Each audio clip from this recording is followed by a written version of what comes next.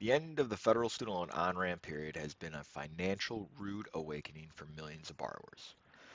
Federal student loan payments resumed last year, and even with the 1 year on-ramp, over half of borrowers are not making payments, indicating record high defaults coming in 2025.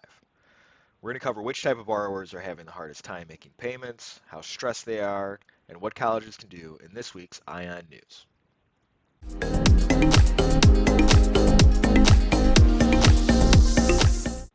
All right.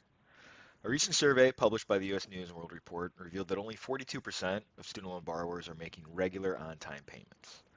Now, 27% of those borrowers are not making any payments, and they're not enrolled in any form of deferment or forbearance. So this puts borrowers at risk of delinquency and default, particularly those who have not made payments since the beginning of the COVID pause 4 years ago. The return of the payments and the end of the on-ramp has caused considerable stress among borrowers, 86% experiencing stress related to their debt. Now, a quarter of those respondents indicated those stress levels as extreme. And many borrowers continue to advocate for loan forgiveness, with 77% supporting another attempt to cancel student loan debt. Now, a lot of the stress is coming from other expenses, particularly credit card bills, housing costs, and auto loans. All would take precedent over their student loan payments. Half of them have reduced savings.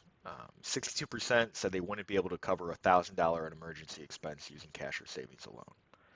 And then 65% of borrowers have adjusted their credit card spending habits, with some becoming more reliant on credit to meet their daily expenses. This is particularly bad for non-graduates. So borrowers without degrees are at the highest risk of delinquency. Only 19% who did not complete their program made any payments in the past year, compared to over 50% for the degree holders. Now, this is an opportunity for schools to keep those borrowers from defaulting by re-enrolling non-completers to complete their degrees. A strong incentive is to re-enroll. For re-enrollment is the fact that when they're in school, they have an in-school deferment and no student loan payments are required. In addition to, I get my degree and then I'll make more money and be able to afford my payments. So now that the grace period has ended, the on-ramp has ended, borrowers face more than just credit card score damage if they miss payments. Starting in January, loans are going to go into delinquency, eventually lead to default. Now, borrowers are going to have a return of wage garnishment, tax refund offsets, potential legal consequences, and fines. But colleges, they're also going to see a return of their cohort default rates. So schools that exceed the threshold for defaulted borrowers could risk losing their Title IV lending status. So as a result, colleges need to put a strong default aversion program in place to help educate their borrowers about their payment options and guide them into sustainable repayment plans, such as income-driven repayment plans.